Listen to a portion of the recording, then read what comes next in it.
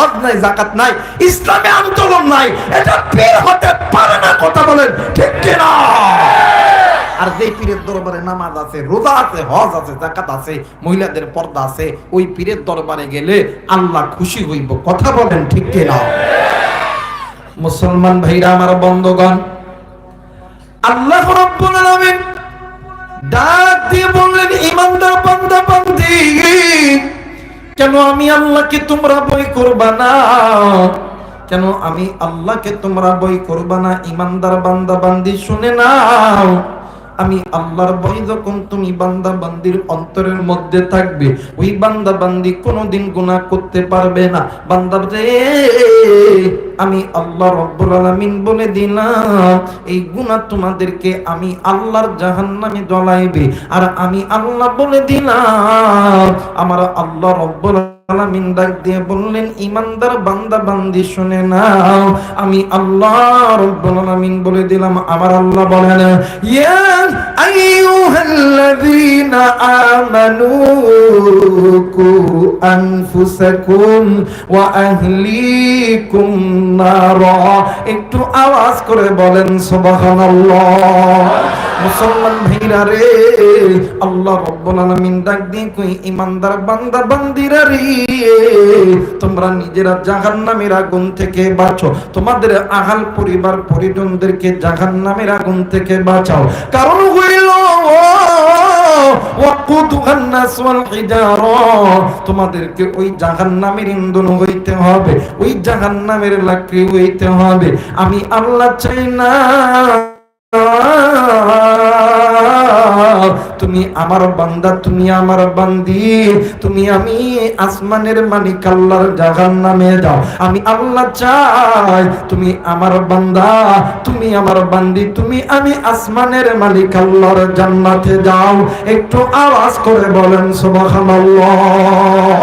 আর কুষ্টিয়ার যুবক, আরে কুড়িদার টুকরা মুরব্বি, আজকের মাহফিল জানি না কার জানি জীবনের শেষ মাহফিল হইতে পারে। এই ময়দান থেকে আপনিও বাড়িতে যাইতে পারে, আমিও বাড়িতে যাইতে পারি। এই ময়দান থেকে আপনিও মারা যাইতে পারেন, আমিও মারা যাইতে পারি। আজকে এই 10:10 এই ময়দানে একজন মুরব্বির জানাজাটা হয়ে গেল।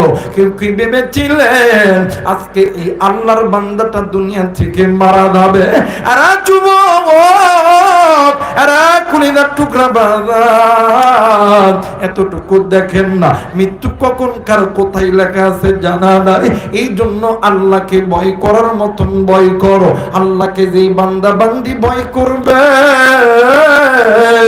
ওই বান্দা বান্দি ইমানদার, ওই বান্দা বান্দি কোনদিন গুনাহ করতে পারবে না।